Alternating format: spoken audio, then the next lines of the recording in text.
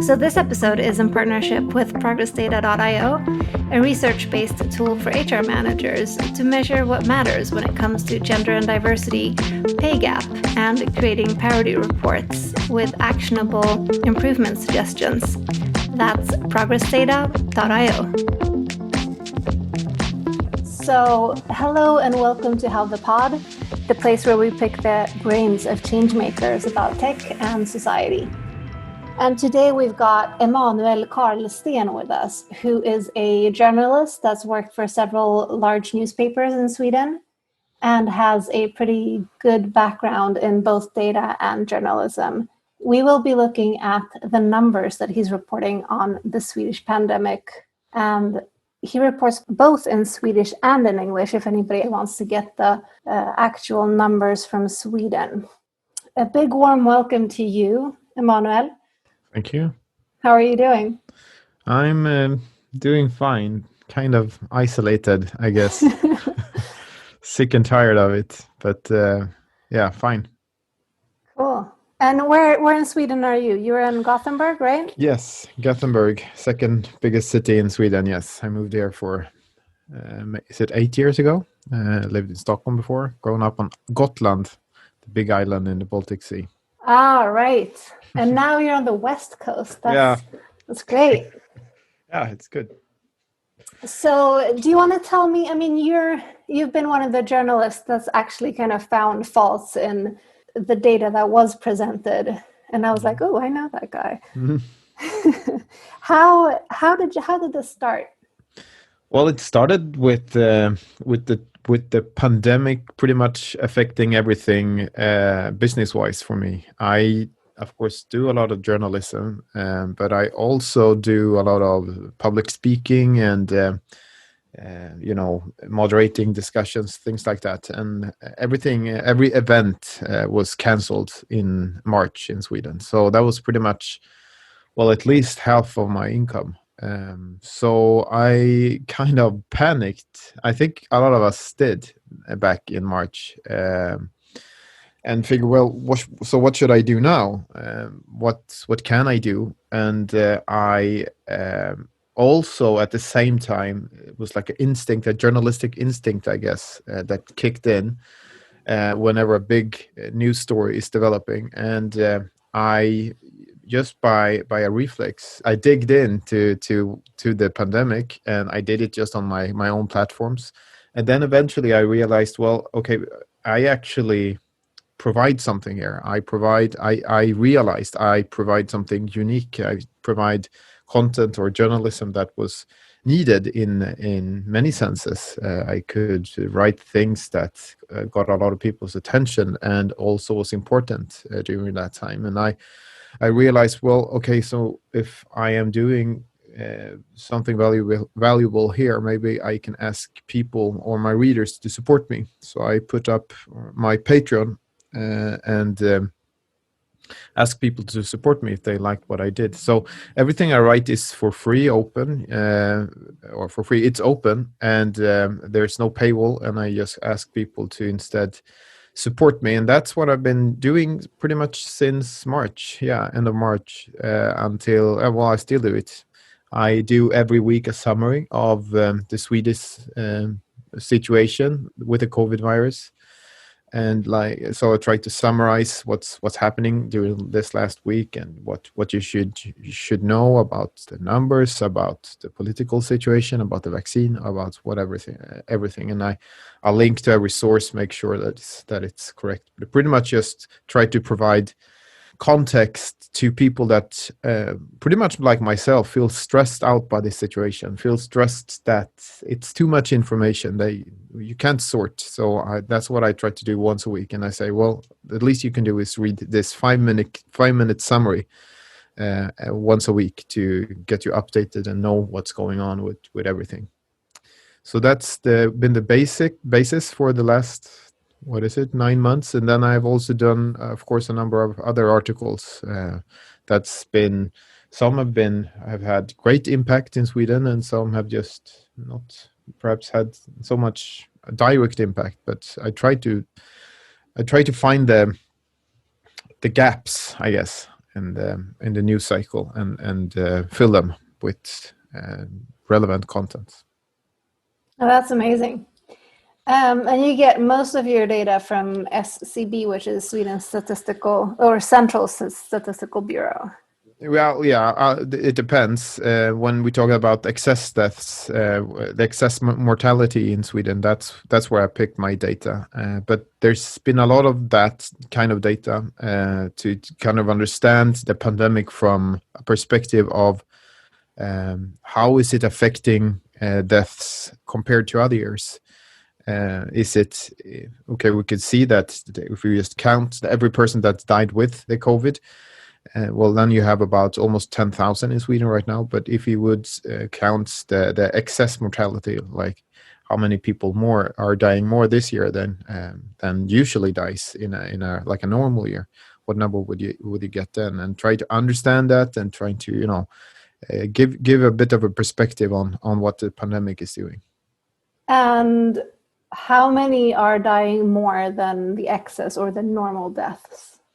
Well, now the year has ended, so they're pretty sure, or there seems likely that it's about 6,000 more people than normal that is dying. I think the official number is somewhere between 90 or somewhere around 97,000 that has died in Sweden this year, and that's of course could be many reasons, but the average number is a little above 90,000. So it's about 7.3 maybe thousand that has more that has died this year than the last 5-year average.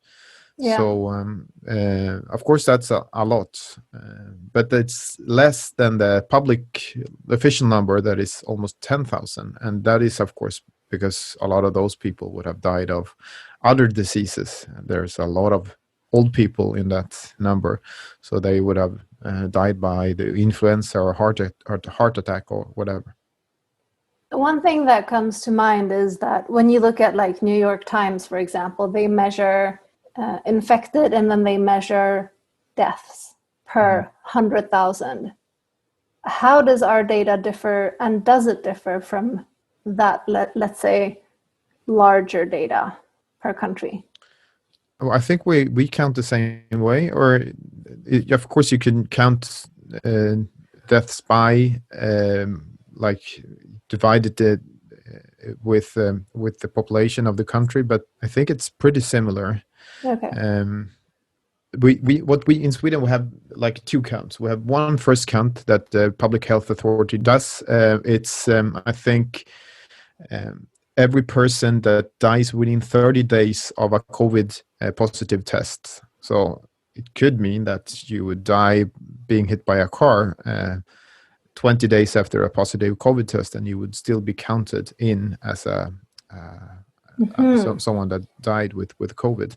But that is like the first count. That's how our authorities make sure that they kind of, get everyone that could have died or probably have died by the COVID virus. But then our Socialstyrelsen, another authority, does a follow-up count where they have doctors that make sure or, looks at the patient and has, I don't know what's the English word, but it's like a death. Svenska? I don't even know the Swedish word. Dödsorsak. Dödsorsaksintyg. Cause of death. Yeah, cause of death. Yeah, so the doctor calls it. This is the reason. It's not just that there was a positive test and they died. The doctor looks at the patient, and this is the reason that the person died. And actually, what we've seen, it was actually some stats published, I think it was last week or the week before, that these numbers follow each other fairly well. These two ways of counting deaths in Sweden. So what we could probably see is that the excess mortality is higher during spring than it has been during fall, and so perhaps we were a bit worse counting deaths in during spring than we are right now, and that's also has to do with the testing that was much worse. We almost tested no one during spring, But otherwise, I think we have a fairly accurate number of who has died with COVID-19. Well, that's reassuring. I mean, but it's a high number as well. Data-wise, it is a high number. I mean, and compared to international data, where we can see that they have a sufficient measuring amount. I mean, counting other countries that are measuring seriously. Yeah, well, it's difficult to say because I have the insight of how we in the Nordic count deaths, and we do it in a pretty similar way, almost exactly the same way. But I haven't, taken a close look on how Spain is doing it or how the United States are doing it. So I really can't say that they are better or worse. I would say that Sweden is probably above average when counting, but I can't say how every other country is doing. That's haven't been my expertise, or it's not my expertise. I've tried to focus on understanding Sweden. Yeah. Well, we have some questions I actually posted on social media that I'm going to interview you. And we got quite a bit of questions. And I'm suggesting, I don't know if we can answer them all, but I'm thinking let's have a go and see where we end up. Mm-hmm. So I have a friend called Daniel Yo, and he asks, are foreigners more affected than native Swedes? And is there a way to measure this in Sweden? We can look at deaths where there is actually official stats with the foreign-born, where you can see that they are more heavily affected than the average. For Sweden, we had excess mortality during spring for about 2 months, and then we have it now for the last perhaps 2-3 months.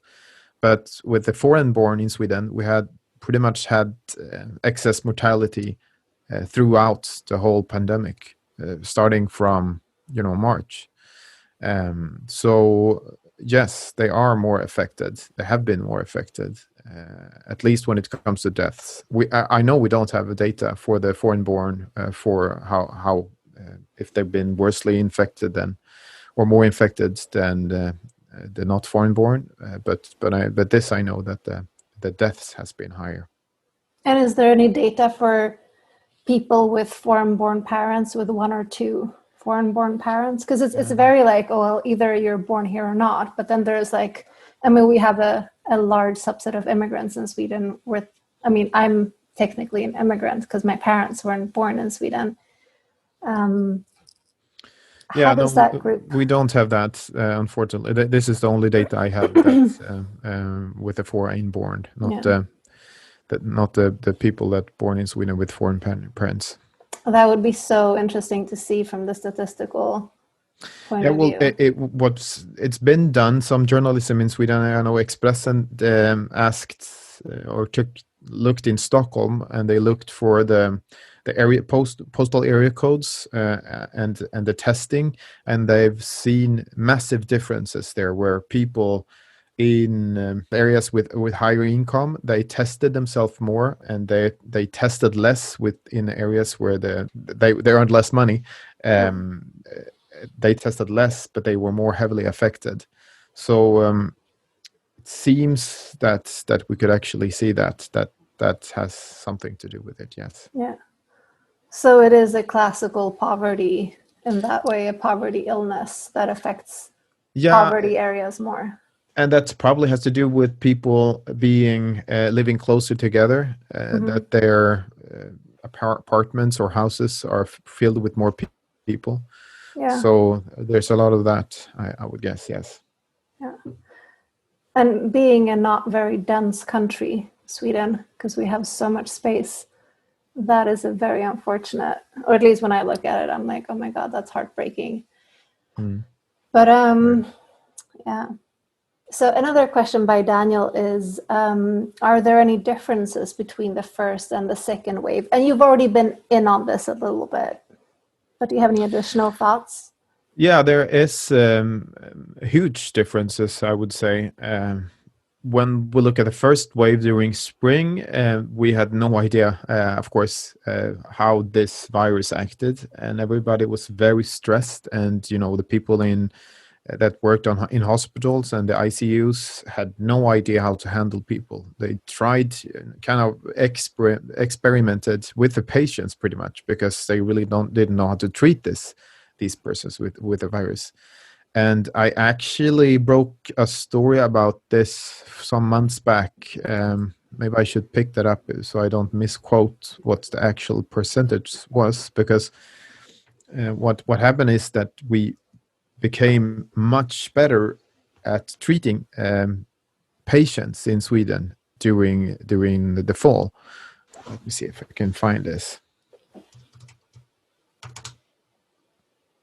Yeah, so during the fall, we've actually seen that the risk of dying in a Swedish hospital with COVID has disappeared by 50%. So it's a lot more safer, so to speak, to be on the ICU, for an example.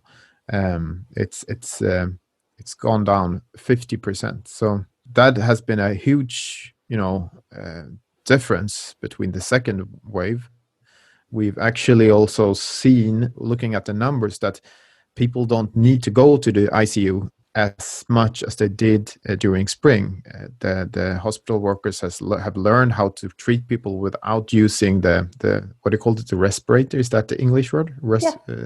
Breathing thing, respirator. Yeah. So they could do that on the regular hospital instead of the ICU.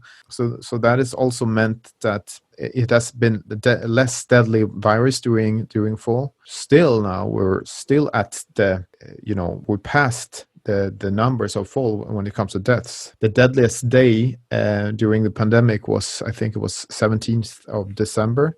Before that, it was in April. I think the same dates were. So that means that the spread of the disease or the virus is much greater during the second wave than during spring. So that's a huge difference as well, of course. I think those two are the big changes between the fall and the spring.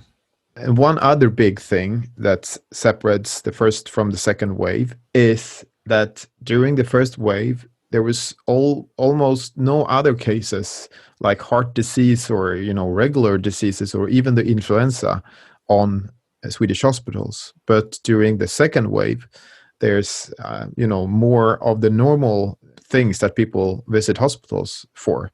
People have, I guess, started living more normal during fall. This has been something that's been very difficult for the Swedish hospitals, because now they don't only have to deal with the people that get sick from the coronavirus and fills up the hospital wards. They also have to deal with people actually needs to visit the ICU for normal reasons. So that's been very difficult for the Swedish healthcare, I guess. And that's been a big difference between the first and the second wave. But do you think that is because people totally panicked? Or, I guess that's totally what I did. And I would just not go into any form of medical care. I was like, that can wait. I don't want to get anywhere near. Yeah. And then in the second wave, we're more like, yeah, okay, well, I got to go at some point. Or what happened? Yeah, I definitely think that's the case. And it's good as well, because we can't, they encouraged us, actually, the hospitals and the doctors, they encouraged us even during spring to visit hospitals if you're sick, to not hold, to not wait with that, because that could be actually lethal for many people. So I definitely think that is the case. We're sick and tired of this isolation, and we're sick and tired of just sitting home. So we're more out and about, and we're getting more, I guess, used to this virus, and perhaps more willing to take risks as well. Yeah. How do you think this affects us in a country where the restrictions haven't been so hard compared to, total lockdown countries? Yeah. What do you think this does to our mentality? I mean, because I still experience I'm very careful, but I also experience a large sense of freedom. Yeah, exactly. Yeah, that's the same case for me. I guess we're in a sense, we as a population is as affected as other countries with, lockdowns. But there's a lot of people in Sweden that's not at all affected in that sense, because it's not mandatory. It's not like by law. It hasn't been possible even by law to shut down. It's still not possible in Sweden to shut down the society as in many other countries. We don't have laws for that. So I guess in a sense that we probably feel better in Sweden, that we're feeling more trusted by our authorities to do the right thing. I'm not sure if we have done the right thing, all of us. Obviously, not all of us, at least. But I do believe that in the long run, it probably is a better strategy to try to work with. And it's also very difficult because Sweden and many other countries differs so much in this sense. Sweden has this extremely high trust in our authorities. I'm also the chair of an organization called the Media Academy of Sweden, and we do every year a trust report to look at how is the Swedish trust for the media and for the institutions like government, and also the public health authorities and the police and everything like that. And Sweden does have such much higher trust in our authorities and in our politicians, and it actually has been quite consistent throughout the years, throughout the decades even. You can sometimes feel, at least when you're in Sweden, that you have a sense of people distrusting authorities right now more than before, and that is true. Depends on what your political sympathies are, but in overall, in the general population, it's actually the same, and it's been very high for decades. So in that situation, it's much easier for authorities, it's much easier for politicians to go out and ask people or talk to them with recommendations, because that actually builds trust. And that's what we saw during the last perhaps 8 months of the pandemic. We saw that the trust actually increased for every month, even though we had these record high numbers of deaths and things like that. The trust increased. So I think that would perhaps not have been possible in countries like France or the States or Spain, where the trust is actually much lower for the authorities and things like that. But in Sweden, we have this immense trust, especially for the public health authorities. We're used to take commands or recommendations from them. When we're used to kind of adjust our lives from those recommendations, we trust that they want the best for us, and we trust that they know the best for us. So that's very odd, and that's very different from very many other countries. I noted, as a bilingual person, that the semantics were sometimes misunderstood from the English-speaking side looking into Sweden. Where in Sweden we had a much more, well, we recommend you to be careful, but you're still allowed to go outside, but avoid, large groups of people, for example. Whereas that was often interpreted as, oh, Swedes can do whatever they want. Yeah, and it's weird because the authorities saying those vague words, that's all that was needed to actually see this extreme change in the way we operated and lived our lives.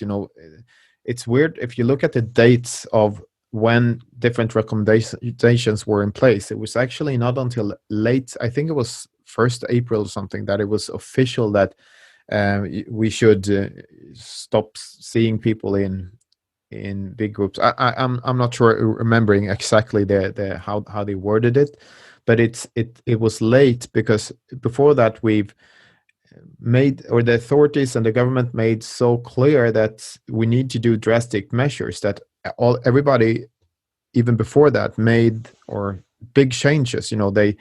the big companies made sure that everybody could work from home if it was possible, and a lot of people started isolating long before the tone was even harsher or sharper or more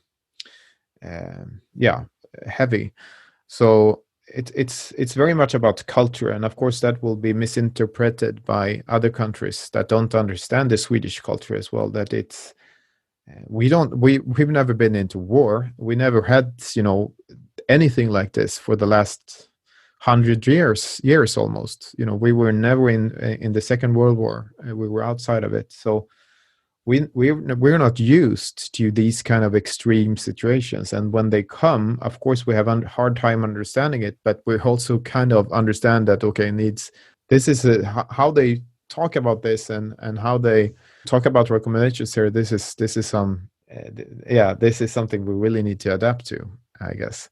So I would say that from a Swedish perspective, the wordings made us change much more than you would think, just looking at how it was worded. I have a comment from Roy, an old coworker, who said, how could we have used semantics in a different way to make it clear to, let's say, a lot of the younger people who are like, well, this doesn't affect me? I'm not sure if that's even possible, really, because it's, in a sense, it's true. It's not affecting the young people in the same way as the older people. The only reason that we're doing this is to kind of support our public health system, and of course support the elderly, because if the public health or the hospitals will be filled with sick people, that would mean that we would need to prioritize, and then we would prioritize the younger people, because that's how it works, I guess. So it was an act of solidarity that was not very easy, or still is not very easy, to communicate to the younger people, because they just see the stats that says, well, if you're a younger person, you're not as heavily affected. Well, if 100% of the young people is infected with the virus, this will mean that perhaps enough big number would need to visit the hospitals, that would push out other people from the hospital and make the hospital care break in Sweden. And that's not very easy. And I think that's been the case for all over the world. And that's why we've seen that they, the youngsters break these recommendations and they break the law in so many countries. I'm not sure if anybody has, cracked that code on how to present it or to phrase it. I saw the German government made a fun commercial. I don't know if you saw that. I actually translated it into Swedish as well, and they kind of just tried to make fun of it. Germany, of course, being into many wars in the past, just made this video of someone that was young today, maybe 50 years from now, looking back on this situation and kind of remembering how it was, to what needed to be done. And they were phrasing it like, well, we understood that we needed to do something. We needed to do something to help the country, to help our fellow citizens, our fellow senior citizen. And all we needed to do was to stay home and watch Netflix, pretty much. And they made it in such a fun way, I thought, that, well, it is a war, and it is lethal, this virus, and it's making a lot of people go to hospital, and all we need to do is to stay home and watch Netflix.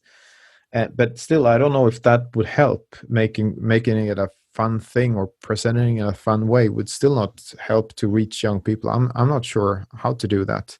Like I said, I'm not sure if anybody has cracked that code. Yeah, because one thing would be like, well, okay, let's have a harsher restriction, but we know that harder restrictions don't correlate to better outcome or less deaths. Yeah, and that's the same actually with pretty much every restriction. It's not that we've seen any country crack the code completely on how to solve this, on how to protect your country. It's not very clear why why Norway has done so much better than Denmark, and of course so much better than Sweden, or why Belgium has been one of the worst affected countries in the world. It's not really understandable how neighboring countries could be so very different, and why that is. And so that's the same with every measure, I guess, as well. With a face mask that has been so symbolic, and Sweden has not been recommending face masks until recently, when we recommended 2 hours in the subway and the buses during the peak hours. Right, and it's January now. That was like 2 weeks ago, January 2021. Yeah, and in many countries, that's like this very symbol of a responsible thing to do, a responsible country or a responsible citizen. But still, it's not that the countries that has had face mask as a mandatory thing, it's not that they have been doing so much better than every other country. But what about Korea? I mean, weren't they like the poster country for success with this? With the face masks? With face masks and like lower rates of infection and death. Well, I'm not an expert now on South Korea, so I should not say too much actually, since I haven't done a closer look. But what I remember from the very start was that they were great with the testing. They had drive-through testing everywhere, and it was very generous. And that's what the World Health Organization also had said to all the countries in the world, to really emphasize on testing. That probably has something to do with it, that people could easily get themselves tested to know when to isolate and to really understand the seriousness of their condition and so on. But I'm not sure that face mask actually had something to do with it. I'm not saying that face mask is not working. It is. It's obvious, and we've seen the research and the studies that it does work. But I'm saying it seems like neither face mask really. I'm not sure what other measure is the key measure. It's not like we've seen one golden measure that would actually help every country. If there was one, we would have done it. The one thing that we seem to be sure is really working is the lockdown. But locking down, and I mean real lockdown, making people stay inside and not meeting anyone else, because that of course means that the virus cannot spread. But that's not very sustainable to do for a country as well. Of course, China could do that. China, they wielded, is it called wielded? Doors, for people to not even being able to exit or entering. And they could, they're dictators in China. So of course they can manage to do it. But to me, it's not clear what the best measure would be. And it's not that just wearing the face mask would solve this pandemic. And what are these? No, and I agree. Right, there's never like one golden ticket to solving a problem. There's usually an aspect and a range of solutions that hopefully, with overlap, can minimize harm. Sure. But what? Yeah. But then again, and we of course need to address the herd immunity when we talk about Sweden, because that has been the case from the very start, and what has separated Sweden so much, that Sweden has had the idea that were shared in the beginning with, for an example, the United Kingdom, that by letting the virus spread in a controlled manner in the society would help in fighting this disease and fighting the virus. So if you would just let some people have it and keep the hospital cares floating, not overloading or flattening the curve has been the very popular or common word in Sweden, to just make sure that, okay, the curve could be high, but it can't be too high so that we overload the hospitals and overload the healthcare. So that was done since, I guess, they realized, or they thought, that the vaccine would never really come to Sweden, but we would wait at least a year, probably 2 years, even more than that. And now it took less than a year. It took like 8 months or something to develop it. So that was, I guess, a miscalculation, I guess. But again, that has also been there to understand, okay, this is a deadly disease, but it's for the deadliness is mainly for people above 80 or 70 years old in Sweden. I think it's been the people died from COVID in Sweden has been, I think 90% of them have been older than 70 years old. So what does that mean? Could it be done? That was the idea that was there in Sweden at the very beginning, and perhaps it's still there. I don't know.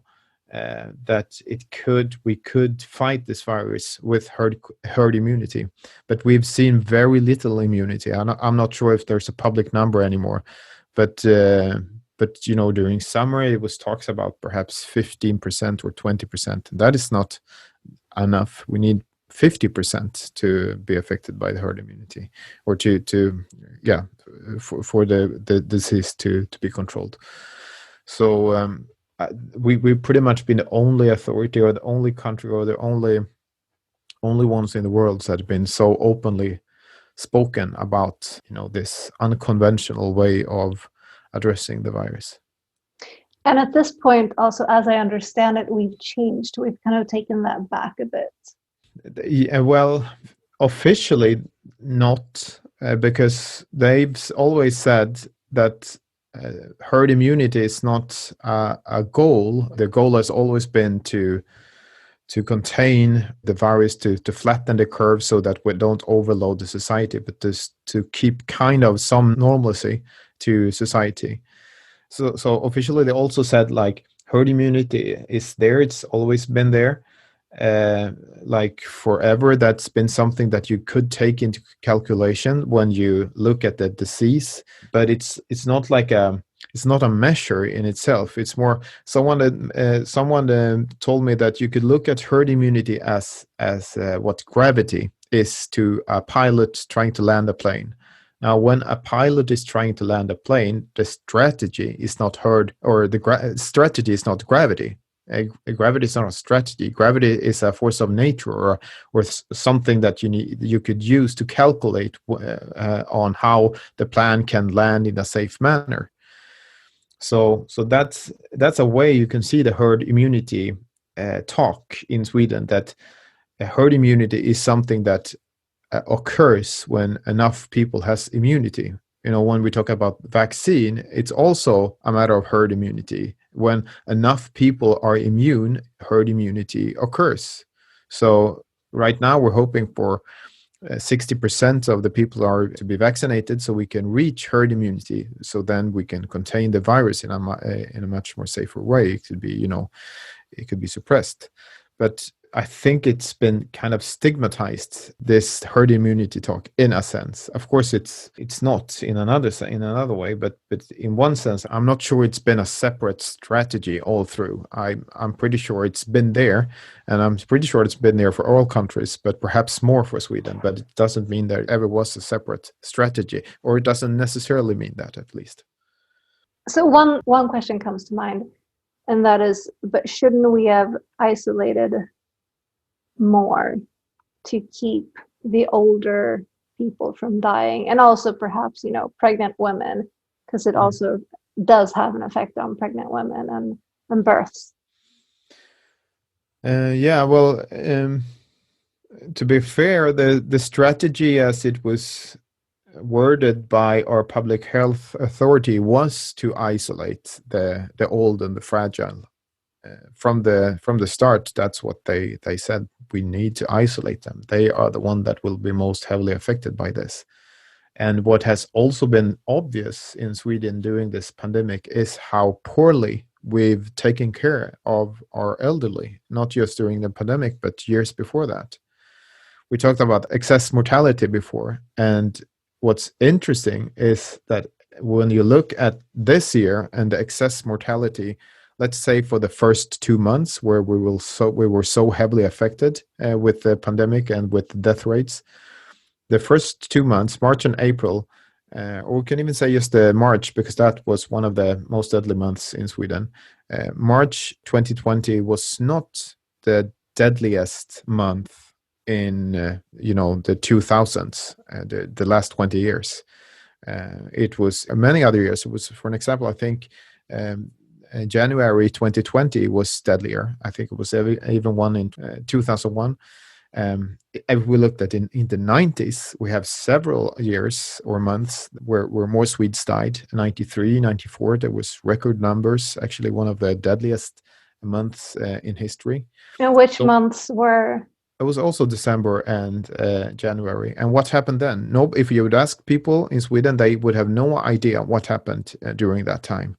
And so I called up an expert that was working one of the authorities at the time and asked, well, what happened during this month? And he just said, well, it was the flu. And he worked with the statistics in Sweden during that time. He was the expert on the authority that.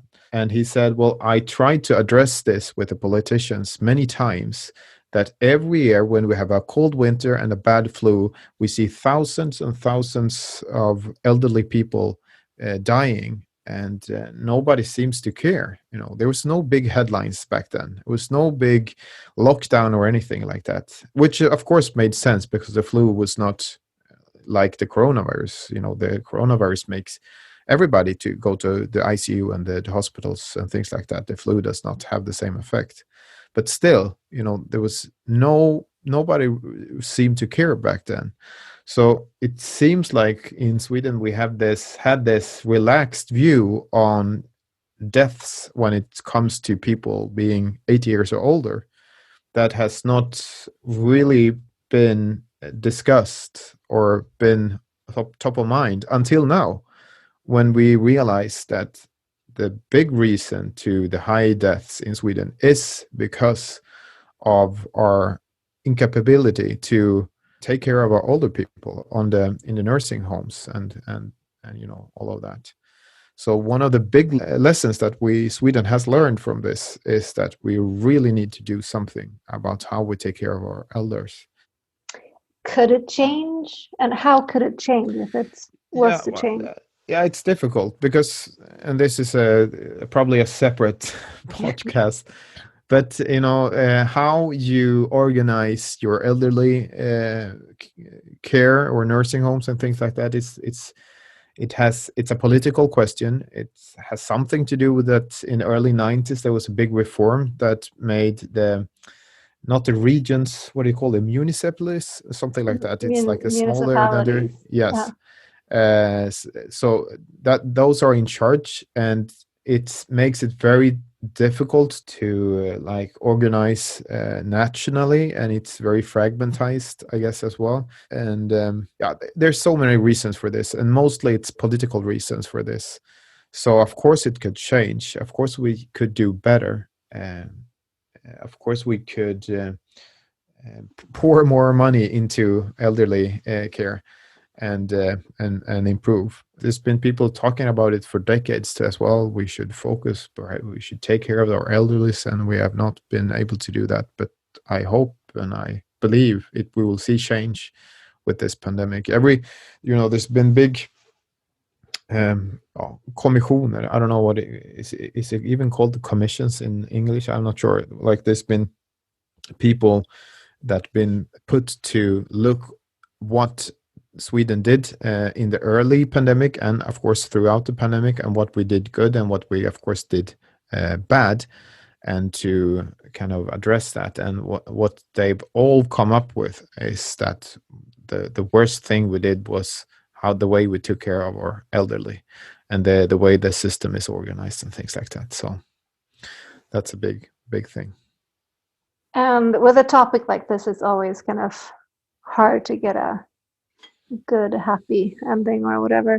So I don't even know where to go with this. But well, we have the vaccine. That's happy. Yeah, that is true. That is true. And of course, there's a lot we don't know with the vaccine. We don't know how long the immunity stays in our bodies. Perhaps we need to take these shots every year. We don't know, but it is something to look forward to, that we actually have something that could mean that you and I and all of us could go back to some kind of normal life. That's very hopeful. Yeah. Perhaps a question from Catherine. Yeah, thank you. Hey, Emanuel.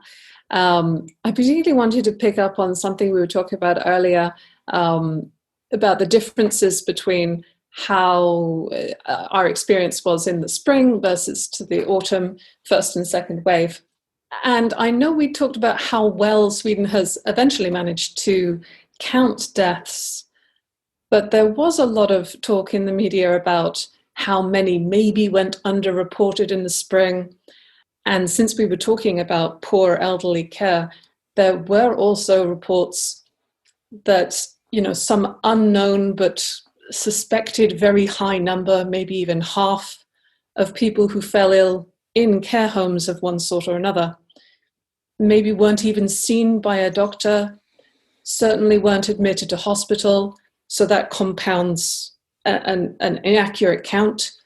That also compounds the issue of, we had very poor treatment in the spring, but if maybe half of the elderly who were dying of it weren't even being treated, that makes it seem even worse. Yeah. So, first of all, yes, it's true that we have had problem with the stats in the beginning, but the problem was mainly with the cases, because we didn't have any testing in Sweden. We didn't have any testing until pretty much June, I would say. We didn't, and this is so weird. Why Sweden were not able to ramp up its testing capacity, but we were not able to do it. We kind of were something, I think it was less than 50,000 tests a week, and all of them were focused on just trying to test those that needed hospital care. So everybody else, they were in the dark. They had no idea if they had COVID or if there was just a normal flu or a cold or whatever. Eventually, during summer, Sweden allowed everybody or gave everybody that wanted a free antibody test, which made it possible for people to see if they had gone through a COVID. But that was the big case during spring, that when many other countries showed record high numbers with how many cases they had in their country, Sweden had very, very few cases. But that was just a distorted picture. It was just because we did not have a very few people that were tested. And what else that you said is that these people that have now looked on what Sweden did right and wrong, they have discovered that in some cases and in some regions, and we have to remember this is a few regions, I think it was 1 or 2 regions, they had cases where doctors didn't visit the elderly homes. They kind of called up and gave a diagnosis of COVID on phone.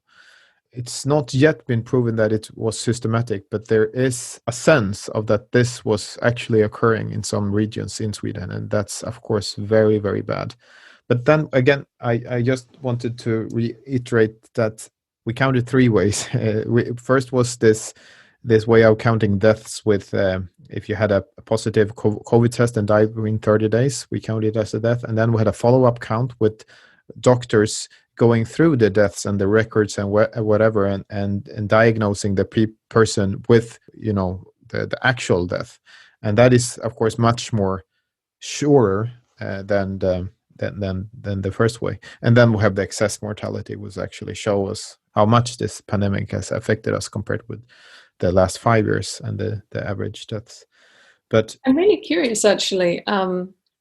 When I first heard you say that, I thought, okay, so we've got this big pot of people. Anyone who dies after a COVID test, 30 days, they get put into this pot, and then the doctors sort through the pot and glean out the people who got run over. But no, you just mean doctors sorting through literally every case of death. Oh, right. So that actually does catch extra people as well as taking out some people. Yes. That sounds much more accurate. Yeah. But there was some cases even back then it was such a special, especially during the first months, there was such a special time, and we did know so little about the virus and what actually caused deaths or not, that there has been regions that has done a double check on the doctor's call on the the death cause. At least two regions have said there's been actually quite big numbers that were diagnosed with COVID as their main deaths. And well, when you look at them again, there was several other issues. They were sick from a lot of things. So it cannot be sure that COVID was the sole reason for the death. So there's going to be a lot of that, I think, in Sweden during the coming years, perhaps. When we're trying to understand how Sweden really affected. But we have to remember again, even though this year of course it's a lot of with 6,000 people dying more than usual, but I think the biggest thing and the biggest reason that we're doing this lockdown and that why I am isolating here is not because of the deaths. It's because of not overloading the hospitals that are at this very moment more full with patients than ever before. The hospital care people are they haven't gone to for holidays for almost a year now. They're on the very verge of collapsing, pretty much. That's what they're saying, at least. So that's the main reason why we should isolate, so to make sure that the hospitals manage this situation. And that is also why it's so different from the flu and from many other diseases that had a high number of deaths from previous years. So it's sometimes I believe there's a lot of people just looking at the numbers and just looking at the deaths and looking at the 90s and everything that I said before and just feeling, well, we're overreacting. Well, we're not overreacting. Look at the hospitals right now, the ICU right now. They're fuller than ever, and they're working their asses off to save our lives, to save their lives that's in there. And we need to kind of respect that this is a very different virus, and it could be even worse if we would not respect that. Absolutely. And then circling back on a question which Heidi posed about the issue of the responsibility of media and journalists, and the question of trust in vaccines, and whether you should be more critical or be part of building support for that. And then we talked about how our trust in institutions in Sweden is sort of world record high, even though it's maybe decreased a little this year in specific areas, but still, relatively speaking, one of the highest in the world. Yeah. Do you think this means journalists have more responsibility to be critical because the population has such high trust, or does it give you more freedom to be more critical because you know that the trust in the media is so high, or is it irrelevant? Well, this is also such a big topic, and since I'm also very invested in how the media is reporting on this, I love this topic too. So I could talk about this for length. It's difficult again the Swedish culture is quite difficult if you compare it to the British culture, for example. The difference is huge. In perhaps it has to do with the trust, but we have a completely other way of addressing politicians and people in power and in the public, people in the public space and so on. We are perhaps shyer in a sense, I guess. We're not seeking conflict. We're not seeking conflict for the case of conflict or for the reason to have a conflict. We are perhaps more curious, I guess, in a sense, and I believe that has been something that has affected this whole pandemic, that journalists in Sweden that has now been forced into an area that they have no clue about. They don't have a degree in medicine or in viruses or anything. They're forced into a world where they have all these new words and all these new ideas that with the herd and everything that they have never heard about before. So that has given or a sense to the public that the journalists are not cowards, but they are less aggressive than in other countries, and also that every day there's been a press conference that's been live broadcasted throughout the country that has had extremely high ratings. A lot of people has been watching these lives every day at 2. And during these press conferences, they have been able to see the journalists that really don't have a clue about this virus, and they don't really know what follow-up questions to say during the press conferences. And that has given them a sense of, well, what are these guys doing? What are the journalists doing? That has kind of been affecting the debate throughout the year, that they feel that Sweden's journalists has perhaps been too respectful for authorities and government people and so on. But when it comes to the vaccine, it's more of a general question than a cultural one. And that is, there's so many people that are scared for the vaccine and that are perhaps rightfully skeptic of it. In a sense, you should always be skeptic of new medicines, I guess, in a sense. But now, since there's so much public interest for this, it's also very difficult not to report every single case of that's, seems weird. So whenever now, in Sweden, we only had about 50,000 people being vaccinated this far, but there's already been 2 people dying days after the vaccination. And we also had about, I don't know how many, it was maybe 200-300 people reported, documented cases where people had side effects. It could be like a slight fever or, a sensation of being weak or something like that after you had done the vaccine shot. And should the journalists report on every case, every time something is off? Well, yes, in a sense they should, but it's difficult when you start vaccinating all of the most vulnerable people in Sweden, all of those people that are most surely would be dying if they were infected with COVID, because they're soon going to die anyway. Well, of course, we're probably going to have hundreds of people dying after vaccines, not because of the vaccine, but because they were actually so old that they would die from pretty much anything.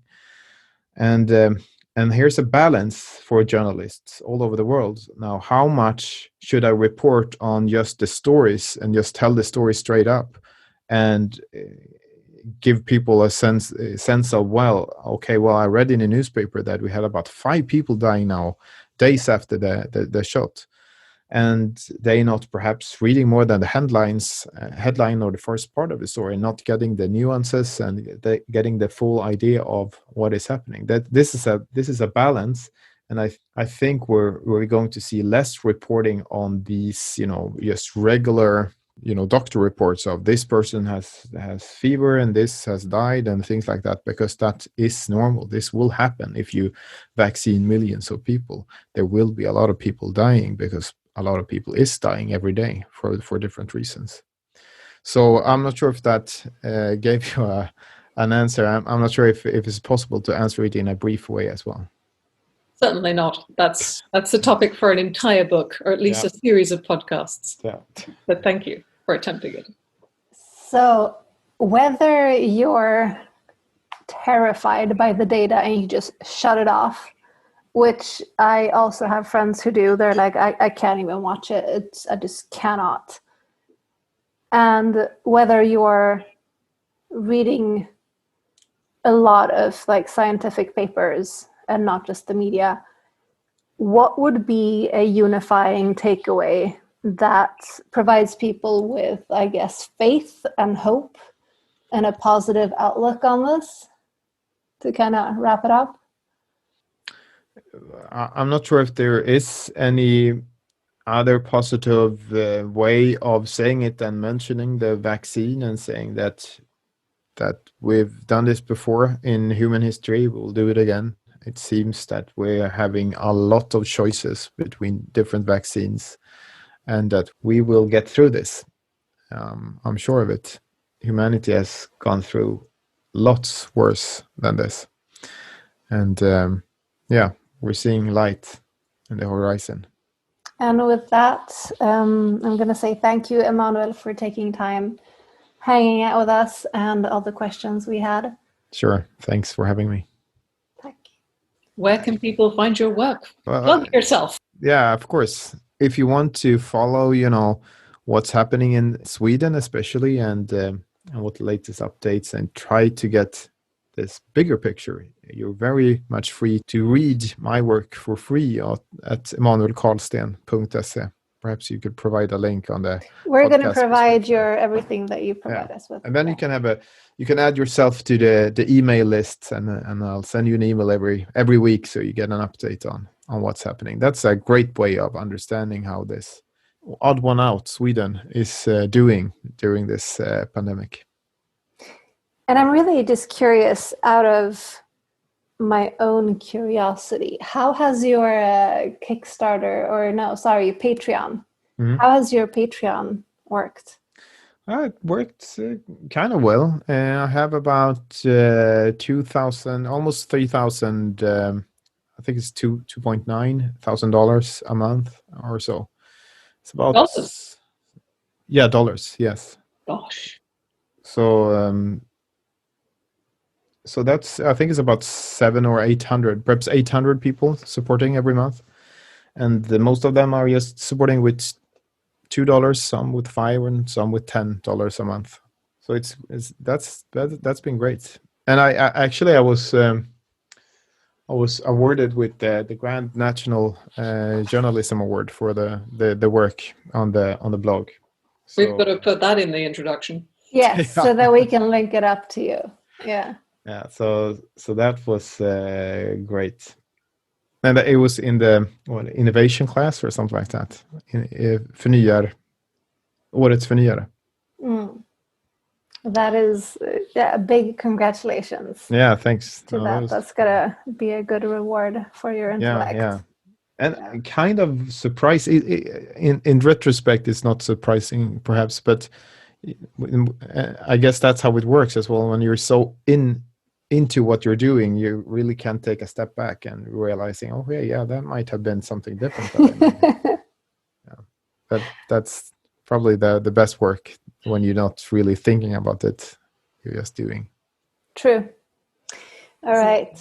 This was so detailed. I have a ton of notes. It's so great, like amazing quotes for social media.